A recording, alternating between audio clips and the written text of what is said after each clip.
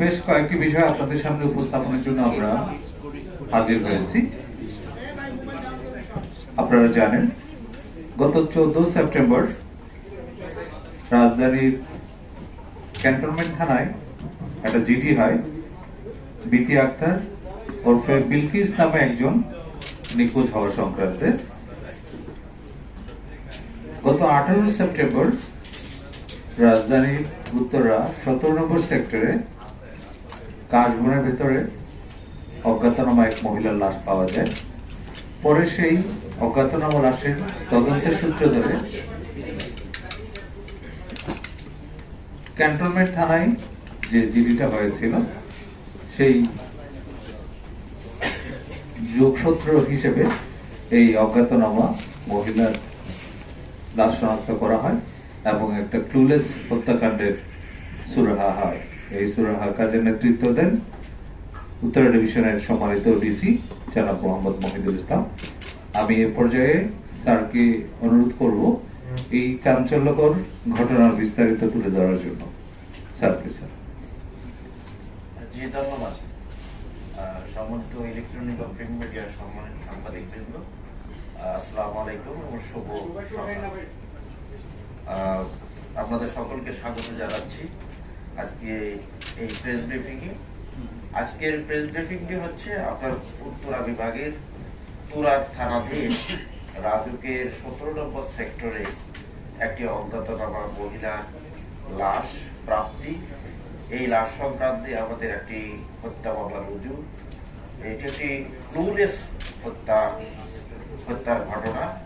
এই ঘটনার মূল রহস্য উদ্ঘাটন এবং আসামিদের গ্রেপ্তার প্রসঙ্গে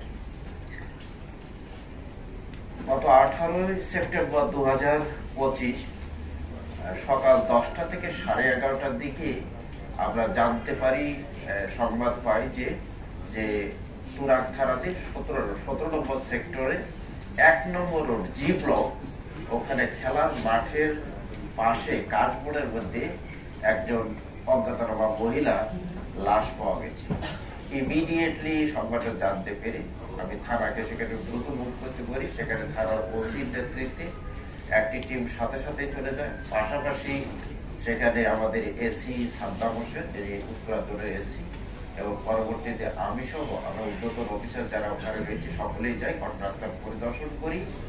এই লাশে একজন মহিলার লাশ। অনুমান আমাদের কাছে মনে হয়েছিল তখন বয়স হবে 35 থেকে 37। এই লাশের আমরা ছবি সংগ্রহ করি, আমরা সরুথাল করে লাশটিকে আমরা সোহরাওয়ার্দী হসপিটালে ময়না তদন্তের জন্য প্রেরণ করি। এবং এই লাশটি যাতে শনাক্ত হয় তার জন্য আমরা ঢাকা মেট্রোপলিটন পুলিশের 50টি থানা সহ আমাদের নেইবারিং যে সমস্ত ডিস্ট্রিক্ট রয়েছে সকল ডিস্ট্রিক্টের থানাগুলোতে আমরা ছবি সহ আমরা সংবাদ মেসেজ দেই যে এই ধরনের কোন মহিলার মিসিং আছে কিনা, এই মিসিং সংক্রান্তে কোনো জিডি আছে কিনা। এটাকে ফলো করে ওই দিনের রাতে 18 তারিখ রাতেই আমাদের ক্যান্টনমেন্ট থানা থেকে একজন সাব ইন্সপেক্টর তানভীর মাহমুদ নাম, সে জানায় যে ক্যান্টনমেন্ট থানায় এরকম একটা জিডি রয়েছে, এই বয়সের একটি মহিলা উত্তর মানিকদি থেকে মিসিং হয়েছে। তার জিডি নাম্বার হচ্ছে 932। জিডিটি রুজু হয়েছে 15/9/2025 খ্রিস্টাব্দ তারিখে। এই জিডির কপি আমরা সংগ্রহ করে এটার পেছনে আমরা তদন্ত অব্যাহত রাখি। পরের দিন 19 সেপ্টেম্বর এই একজন মহিলা নাম হচ্ছে মনোয়ারা বেগম। আমরা পরে জানতে পেরেছি যে এই মনোয়ারা বেগম হচ্ছে ভিকটিমের মা।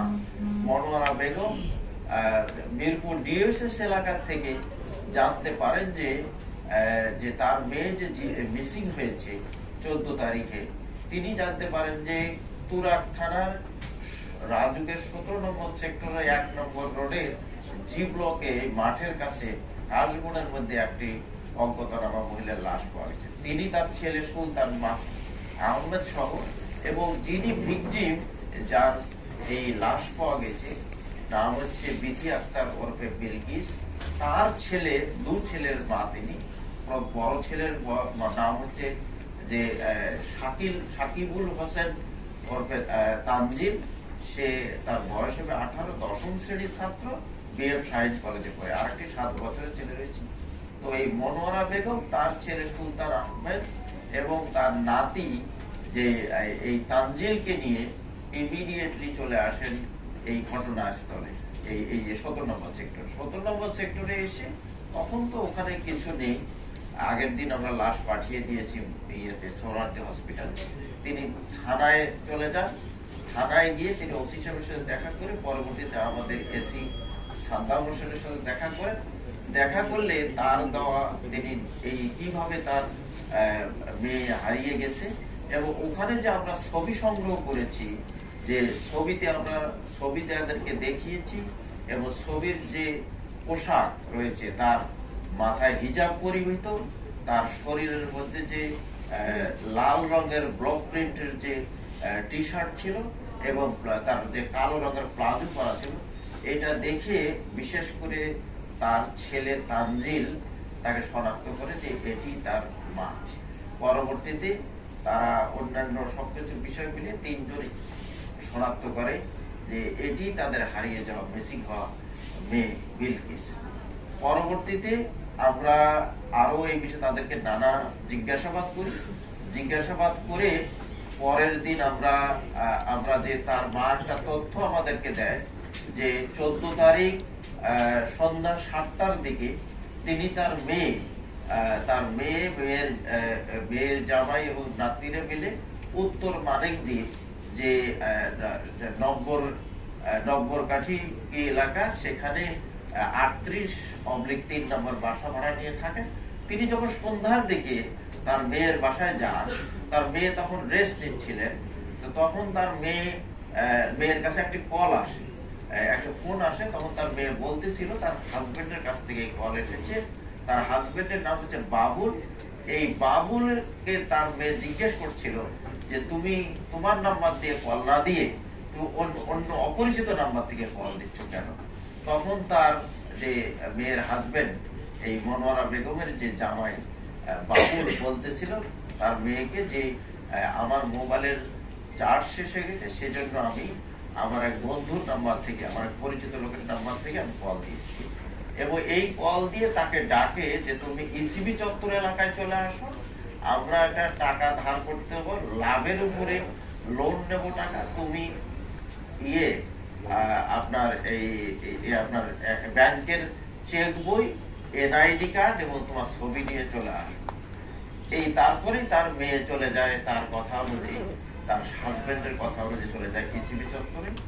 এর পরবর্তীতে তার মা আরেকবার কল দিয়েছিল। তখন তার মেয়ে বলতেছিল যে আমি উত্তরা যাচ্ছি তোমার জামাই সহ, এবং তার সাথে আরো 2-1 লোক আছে। সে বলেছে যে টাকা ধার করবে কোথায়, লাভের নেবে, সে কারণে আমি যাচ্ছি। কিন্তু এর পরবর্তীতে কিছু সময় পরে আর তার মোবাইলে তিনি কল দিয়ে তিনি আর মোবাইলে রিচ করতে পারেন। এতে তিনি উদ্বিগ্ন হয়ে পড়েন। পরবর্তীতে এই তথ্য জেনে আমরা এটাকে ফলো করি, আমরা এটা খুব নিবিড়ভাবে আমরা ইনভেস্টিগেশনে নামি, খুব সিরিয়াসলি আমরা এটাকে নেই। পরের দিন আমরা এই ভিকটিমের মা মনোয়ারা বেগম, তার ভাই সুলতান আহমেদ, তার ছেলে তানজিল এবং তার হাজবেন্ড বাবুল, এই বাবুলকে আমরা নিয়ে আসি থানায়। নিয়ে এসে আমরা 20 তারিখ 12:50 দিকে আমরা নিয়ে এসে তাকে ব্যাপক জিজ্ঞাসাবাদ করলে বাবুল যে তথ্য দেয় ওই সময়ে, তার তথ্য আমরা যেটা পেয়েছি তাতে দেখেছি সে মিথ্যা তথ্য দিয়েছে, যে ঘটনার সময় সে মানিকদ্বীপ ছিল।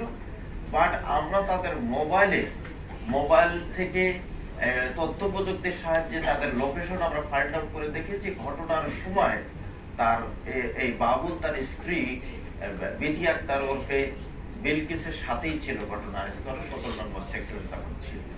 তো তার পরবর্তীতে আমরা তার যে শাশুড়ির দেওয়া তথ্য, তার শ্যালক এবং তার ছেলের দেওয়া তথ্য সবকিছু মিলিয়ে আমরা তাকে ব্যাপক জিজ্ঞাসাবাদ করি। জিজ্ঞাসাবাদের এক পর্যায়ে বাবুল স্বীকার করে যে তিনি এবং তার সাথে থাকা আরো 3 জন লোক মিলে তার পরিচিত বন্ধু বান্ধব যাদের সাথে সে চলতো, তাদেরকে সাথে নিয়ে সে তার স্ত্রীকে মেরে ফেলেছে। তিনি আরো জানান যে তিনি প্রায় 2-3 মাস আগে ধরে তার স্ত্রীকে এই হত্যার পরিকল্পনা করেন তাদের সাথে, এবং পরিকল্পনা করে শেষ 14 তারিখ 14 সেপ্টেম্বর 2025 এই 17 নম্বর সেক্টরে তাকে নিয়ে গিয়ে তাকে সন্ধ্যা 7:30 থেকে 9:30টার মধ্যে, ঘটনাটি সে ঘটিয়েছে 9টা থেকে 9:30টার মধ্যে, কাশবনের মধ্যে, ওখানে কাশবনের মধ্যে নিয়ে গিয়ে তাকে গলা টিপে তাকে হত্যা করে। আমরা তার দেওয়া তথ্য, বাবুলের দেওয়া তথ্য মতে আমরা তার এই হত্যা কাজে সহযোগিতা করেছে যে সেই 4 জনের মধ্যে আরেকজনকে গ্রেফতার করে, নাম হচ্ছে সম্রাট। সম্রাট থাকতো মূলত 12 নম্বর পল্লবী থানা এলাকায়, 12 নম্বর মিরপুর 12-তে, ওই কালাপানি এলাকায় লেন 6-এ সে থাকতো। তো তাকে আমরা গ্রেফতার করেছি, সে এই কাজে সহযোগিতা করেছে, এবং সে তারা যাদেরকে জিজ্ঞাসাবাদ করে তারা স্বীকার করেছে। হ্যাঁ, সম্রাটও জানায় যে সে তার এই বাবুলের স্ত্রী বিলকিস বেগমের পা চেপে ধরেছিল, তখন বাবুল তাকে গলা টিপে হত্যা করে। এ কাজে আরো 2 জন সহযোগিতা করেছে, একজন পাশে ছিল আর একজন ওই সময় হত্যার সময় ছিল। আমরা তদন্তের স্বার্থে বাকি 2 জনের নাম প্রকাশ করছি না। আমরা আমাদের অপারেশন অব্যাহত রয়েছে, আমরা আশা করি খুব দ্রুত বাকি 2 জনকে আমরা গ্রেফতার করতে পারব। ধন্যবাদ। আমরা প্রশ্ন থাকতে পারে আপনাদের, আমরা প্রশ্নগুলো পরে নিব। আমি শেষ করে নিই।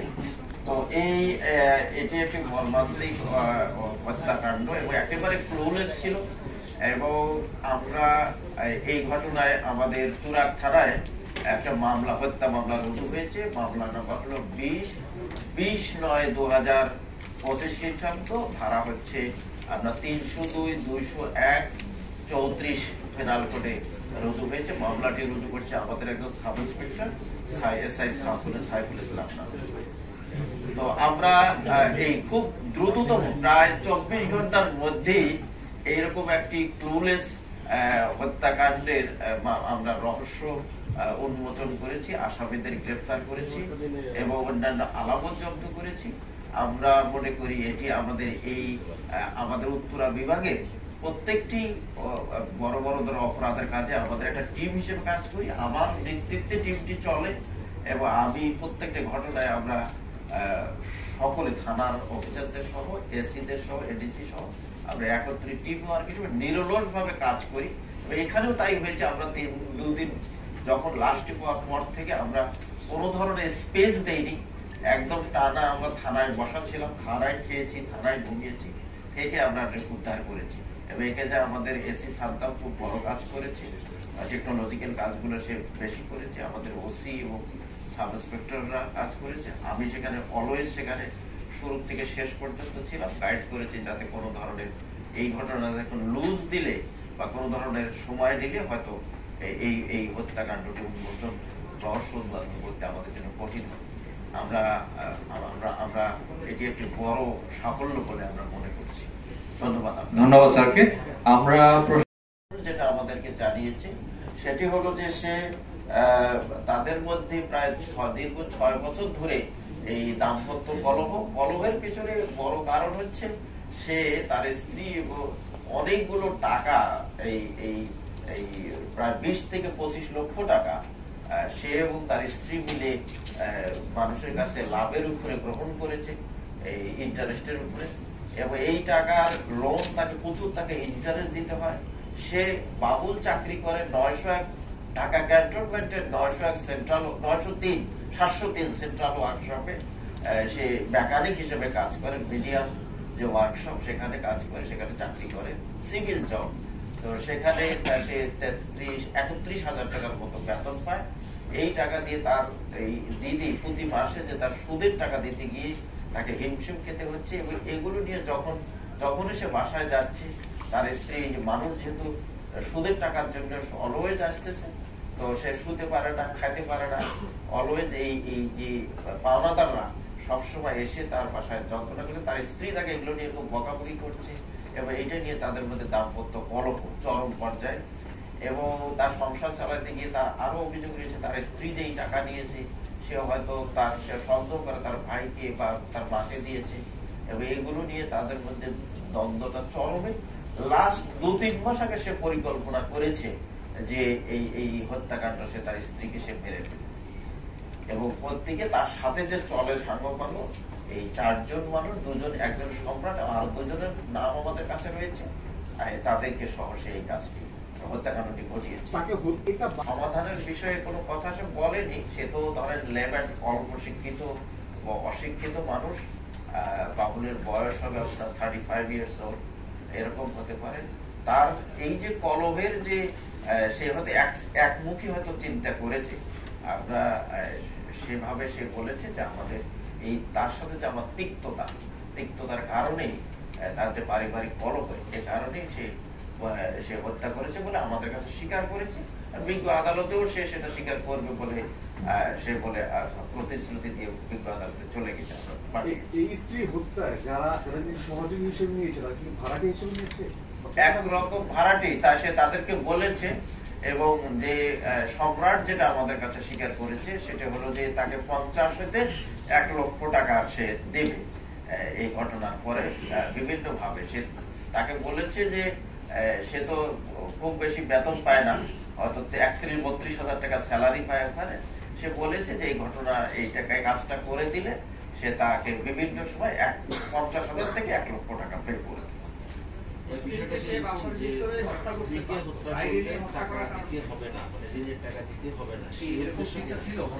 এই ধরনের কোন ইয়ে না।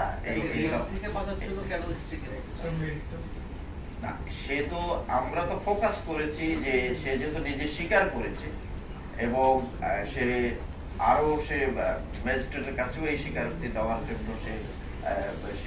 সে কনফেস করেছে, আমাদের কাছে সম্মত হয়েছে। তো সুতরাং এই পারিবারিক কলহের জের ধরে হয়তো তীব্রতাটা আরো বেশি হতে পারে তাদের মধ্যে। তো সেই কারণে আমরা ভিন্ন দিকে, যেহেতু সে নিজেকে জড়িয়ে স্বীকার করেছে, সুতরাং অন্য কোনো দিকে এই প্রসঙ্গ নেওয়ার আমরা প্রয়োজন মনে করি। এটা মাদকাসক্ত ছিল, সবসময় মানে অবসেস থাকতো, মাদকাসক্ত ছিল তার এই জামাই বাবুল। জেনেভা ক্যাম্পে দীর্ঘদিন ধরেই মাদক ব্যবসা এবং আধিপত্য বিস্তারকে কেন্দ্র করে বিভিন্ন গ্রুপের মধ্যে সংঘর্ষ চলমান রয়েছে।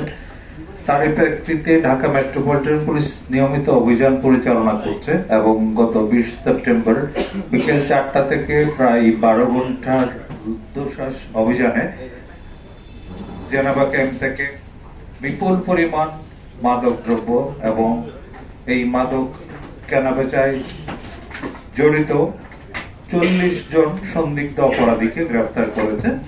সেই শ্বাসরুদ্ধকর অভিযানের বিস্তারিত তুলে ধরার জন্য আমি অনুরোধ করছি মোহাম্মদ ইবনে মিজান, ডিসি তেজগাঁও বিভাগকে। মিজান প্লিজ। প্রিয় সাংবাদিক বৃন্দ, আসসালামু আলাইকুম, শুভ দুপুর। আমাদের যে মোহাম্মদপুরের জেনেভা ক্যাম্প, আপনারা সবাই জেনে থাকবেন যে এটি মোহাম্মদপুর থানার একটি বলা যায় যে আলোচিত একটি স্থান, যে স্থানে নিয়মিতভাবে বিভিন্ন অপরাধ সংঘটিত হয়ে থাকে এবং মাদকের বিস্তারের জন্য এলাকাটি বেশ পরিচিত। তো এরই ধারাবাহিকতায় আমরা বিশেষ অভিযান নিয়মিতভাবে এখানে পরিচালনা করে আসছি। এর ধারাবাহিকতায় গতকাল আমাদের সম্মানিত পুলিশ কমিশনার স্যারের নির্দেশনায় আমার নেতৃত্বে প্রায় 120 জন আমাদের অফিসার ফোর্স, আমার এডিসি, এসি সহ আমরা সেখানে অভিযান পরিচালনা করি এবং অভিযানটি বিকেল থেকে গভীর রাত পর্যন্ত আমরা সেখানে পরিচালনা করি। এই পরিচালনার ফলে আমরা সেখান থেকে বিভিন্ন অপরাধের সাথে জড়িত মাদক ব্যবসায়ী, মাদক বিক্রেতা, অস্ত্রের যোগানদাতা, ককটেল সংরক্ষণকারী সহ আমরা বিভিন্ন অপরাধে জড়িত আমরা 40 জনকে সেখান থেকে আটক করি এবং সেখানে আলামত হিসেবে আমরা তাদের কাছ থেকে 8টি ককটেল উদ্ধার করি, যেটি পরবর্তীতে আমাদের ঢাকা মেট্রোপলিটন পুলিশের বোম ডিসপোজাল ইউনিট সেটিকে ডিফিউজ করে। 2টি পেট্রোল বোমা উদ্ধার করা হয়, 6টি সামুরাই, 5টি হেলমেট, 3টি ছুরি, 11টি চোরাই মোবাইল ফোন এবং 500 গ্রাম হেরোইন আমরা তাদের কাছ থেকে উদ্ধার করি। তো আমাদের এই উদ্ধার অভিযানটি প্রায় ভোর রাত পর্যন্ত চলে। আমরা এই আসামিদের জিজ্ঞাসাবাদে জানতে পেরেছি যে সেখানে যে বিভিন্ন মাদক ব্যবসায়ী রয়েছে, বুনিয়া, সোহেল, পিচ্চি, রাজা কিংবা চুয়া, সেলিম, তো এদের মধ্যে কয়েকজন তাদের সহযোগী হিসেবে কাজ করে এরকম আমরা অপরাধী পেয়েছি। তাদেরকে জিজ্ঞাসাবাদে আরো নাম উঠে আসছে। আমরা তাদের বিরুদ্ধে আমরা গ্রেপ্তার অভিযান পরিচালিত করব। আমাদের এই মাদক এবং এই বিভিন্ন অপরাধে যারা জেনেভা ক্যাম্পে অপরাধ করে আসছে তাদের বিরুদ্ধে আমাদের এই ধরনের অভিযান আগামীতে অব্যাহত থাকবে। এবং আমরা মনে করি যে জেনেভা ক্যাম্পে যে বিভিন্ন সময় যে আনরেস্ট পরিস্থিতি তৈরি হয়, এই পরিস্থিতি যেন ভবিষ্যতে না ঘটে সেটির জন্য ঢাকা মেট্রোপলিটন পুলিশ সদা তৎপর থাকবে এবং আমরা বিশ্বাস করি যে আপনারাও আমাদের পাশে থাকবেন। তো ধন্যবাদ সবাইকে। জিজ্ঞাসাবাদের পর্যায়ে রয়েছি, তারা আমাদের অনেক তথ্যই দিয়েছে যেগুলো আমাদের পরবর্তী অভিযানের স্বার্থে আমরা এখানে রিভিল করতে চাচ্ছি। মিজান ভাই, এই জেনেভা ক্যাম্প আইন শৃঙ্খলা বাহিনী একের পর এক অভিযান পরিচালনা করে, কিন্তু এই খনি, এই মাদক থেকে শুরু, অস্ত্র থেকে শুরু করে এই খনি একটা না কারখানা, আপনারা ভালো জানেন আর কি ভিতরে কি আছে, এটা শেষ হয় না। এটা কিভাবে শেষটা কি না আপনারা পাচ্ছেন না কোনটা?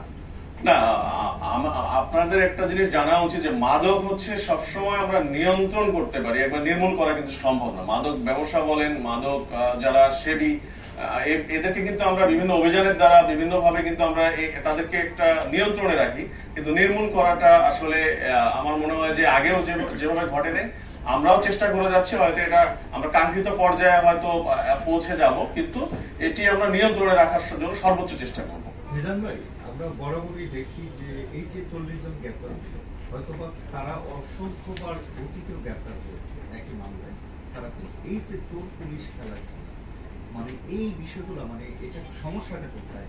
দেখা যাচ্ছে আপনি আপনার দায়িত্ব পালন করতেছেন, র্যাব করতেছে, কিন্তু তারা 1 মাস 15 দিন বা কিছুদিন পরে আবারও জেল থেকে ফিরে এসে একই অপরাধে জড়াচ্ছে। ধন্যবাদ। পুলিশ হচ্ছে ক্রিমিনাল জাস্টিস সিস্টেমের একটি পার্ট। তো আমরা আমাদের অংশটুকু যেটি রয়েছে, মামলার আসামি গ্রেপ্তার, তদন্ত প্রক্রিয়া, এটি আমাদের পক্ষ থেকে আমরা সর্বোচ্চ ভালোভাবে করার চেষ্টা করি যেন কোনো ত্রুটি না হয়।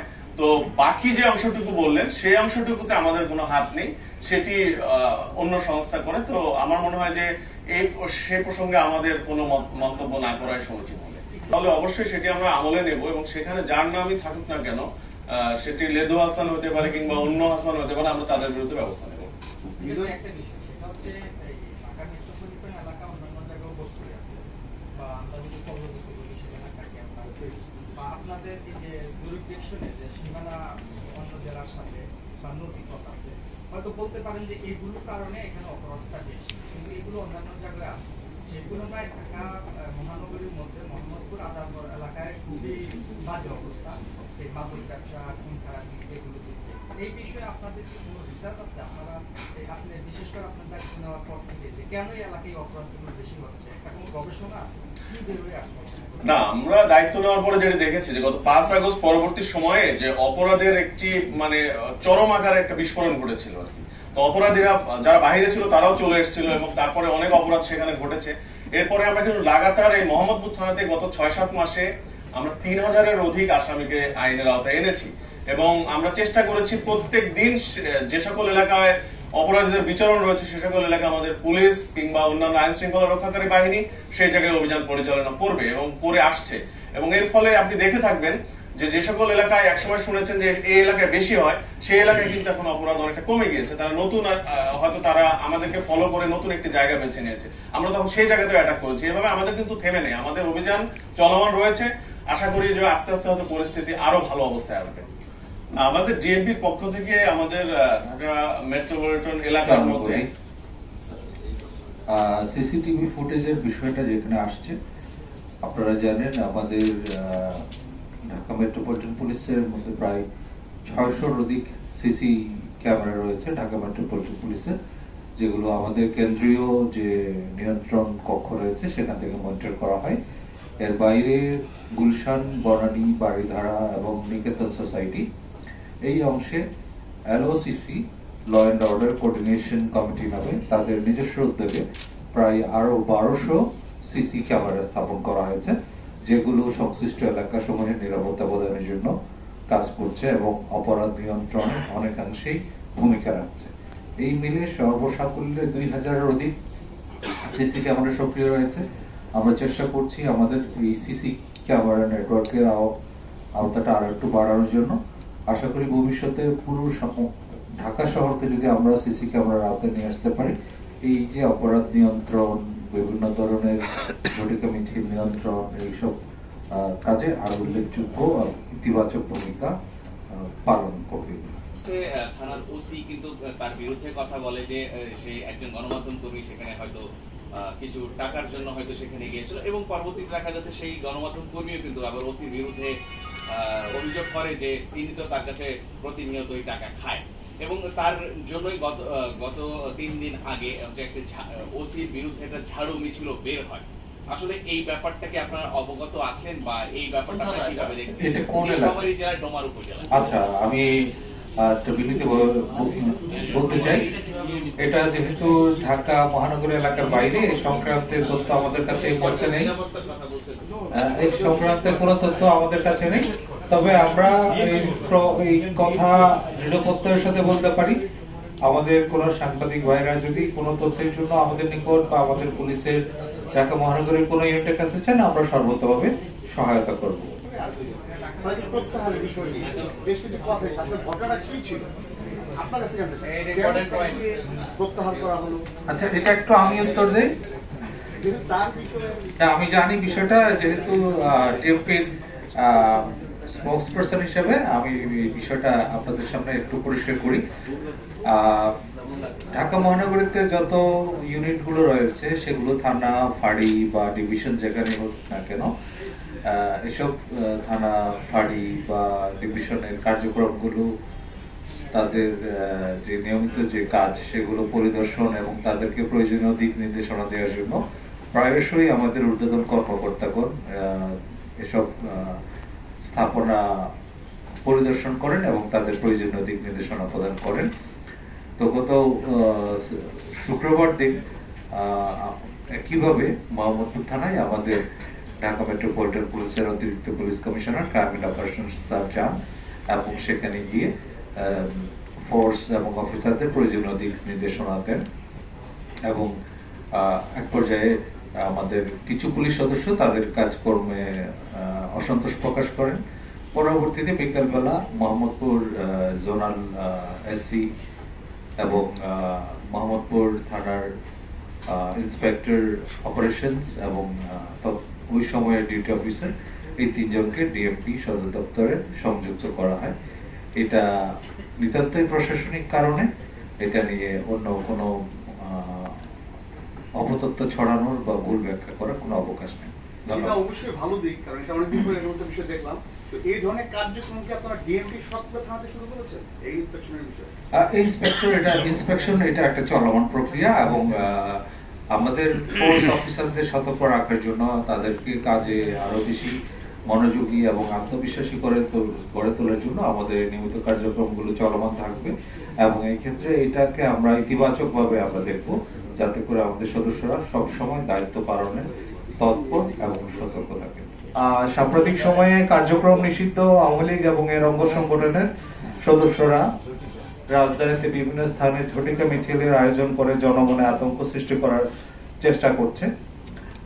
থানা পুলিশের পাশাপাশি ঢাকা মহানগর গোয়েন্দা পুলিশ এসব ঝটিকা মিছিলে অংশগ্রহণকারী, তাদেরকে অর্থ সহায়তাকারী, আশ্রয় প্রদানকারীদের বিরুদ্ধে নিয়মিত অভিযান পরিচালনা করছে। সেই প্রেক্ষিতে গত 24 ঘন্টায় ঢাকা মহানগর গোয়েন্দা পুলিশ রাজধানীর বিভিন্ন স্থানে অভিযান পরিচালনা করে কার্যক্রম নিষিদ্ধ আওয়ামী লীগ ও এর অঙ্গ সংগঠনের 8 নেতাকর্মীকে গ্রেফতার করে। গ্রেফতারকৃতরা হলো বাংলাদেশ আওয়ামী লীগের সমর্থক তানভীর রাজওয়ান ইসলাম ভুইয়া, গাজীপুর কাজী আজিমউদ্দিন কলেজ 1 নম্বর যুগ্ম আহ্বায়ক ও গাজীপুর মহানগর ছাত্রলীগের উপপ্রচার সম্পাদক কামরুল ইসলাম শাকিল, ঢাকা মহানগর উত্তর ছাত্রলীগের সহসভাপতি আল ইত্তেহাদ রোহান, ঢাকা দক্ষিণ সিটি কর্পোরেশনের 10 নম্বর ওয়ার্ড যুবলীগের সাংগঠনিক সম্পাদক লাহুল হোসেন, 46 নম্বর গ্যান্ডারি আওয়ামী লীগের সহ সাংগঠনিক সম্পাদক মোহাম্মদ হাসান, কুমিল্লা মুরাদনগর উপজেলা ছাত্রলীগের সাবেক সহ সভাপতি মোহাম্মদ ইয়াসিন আহমেদ রবিন, যার বিরুদ্ধে এই ঝটিকা মিছিলে অংশগ্রহণকারীদের অর্থ সহায়তা এবং তাদের আশ্রয় প্রদানের অভিযোগ রয়েছে। কেন্দ্রীয় ছাত্রলীগ কমিটির সাবেক সহ সম্পাদক, ঢাকা মহানগর দক্ষিণ ছাত্রলীগের সাবেক সহ সভাপতি, বাগেরহাট জেলা মংলা পৌরসভা ছাত্রলীগের সাবেক সদস্য মোহাম্মদ সজীব কাজী এবং 8 হাজারীবাগ থানা ছাত্রলীগের সাংগঠনিক সম্পাদক প্রভাত চৌধুরী। আপনারা জানেন এই যে ঝটিকা মিছিল আয়োজন এবং জনমনে আতঙ্ক সৃষ্টি করা, এই ব্যাপারে ঢাকা মেট্রোপলিটন পুলিশ তাদের কঠোর নীতি গ্রহণ করেছে এবং সেটা অব্যাহত থাকবে। এবং রাজধানীতে যে কেউ এসব ঝটিকা মিছিলে অংশগ্রহণ করে, পরিকল্পনাকারী, তাদেরকে আশ্রয় প্রদানকারী এবং এইসব ঝটিকা মিছিলে অংশগ্রহণকারীদের আর্থিক সহায়তাকারী থেকে শুরু করে যারাই থাকবে না কেন, যেহেতু তাদের কার্যক্রম আইনিভাবে নিষিদ্ধ রয়েছে, এই নিষিদ্ধ কার্যক্রমের বিরুদ্ধে আমাদের কঠোর তৎপরতা অব্যাহত থাকবে এবং এই ক্ষেত্রে কাউকে বিন্দুমাত্র ছাড় প্রদান করা হবে না। পুলিশের পক্ষ থেকে বলতে পারি, ঢাকা মহানগরবাসীর নাগরিকদের নিশ্চয়তা বিধান করার জন্য ডিএমপি দিন-রাত নিরলসভাবে কঠোর পরিশ্রম করে যাচ্ছে। আমরা আমাদের পক্ষ থেকে কোনো একটা নির্দিষ্ট স্থানে, কোনো একটা নির্দিষ্ট সময়ে কারো মুভমেন্ট আমরা নিরুৎসাহিত করিনি। এটা যদি অন্য কোনো ইউনিট করে থাকে, এটা আমার জানা নেই। আমাদের তরফ থেকে আমরা নির্দ্বিধায় বলতে পারি, ঢাকা মহানগরে আপনারা নিশ্চিন্তে নির্ভয়ে চলাফেরা করবেন। অনেকেই অনেকভাবে ব্যাখ্যা করতে পারেন। স্বাভাবিকভাবে যখন আমাদের অফিসার ফোর্স কোনো ভালো কাজ করে, ভালো কাজকে আমরা সবসময় উৎসাহিত করে থাকি। এই ক্ষেত্রে আর্থিক প্রণোদনা থেকে শুরু করে বিশেষ করে তাদেরকে আর্থিকভাবে পুরস্কৃত করার প্রবিধান কিন্তু বিআরবিতে রয়েছে, আইনিভাবে রয়েছে। এছাড়া কাজে উৎসাহিত করার জন্য বিভিন্নভাবে তাদেরকে পুরস্কৃত করার বিধান রয়েছে। এখানে উল্লেখ বিশেষভাবে কোনো একটা কাজের জন্য ওরকম আপনি যে কথাটা বললেন যে ওয়ার্ল্ডেস বার্তার বিষয়টা আমার জানা নেই। তবে যে কোনো সময় যে কাউকে ভালো কাজের জন্য উৎসাহিত করার যে বিধান সেটা আমাদের রয়েছে এবং এটা আইনের ভেতরেই নিয়মের মধ্যে থেকে আমরা করে থাকি।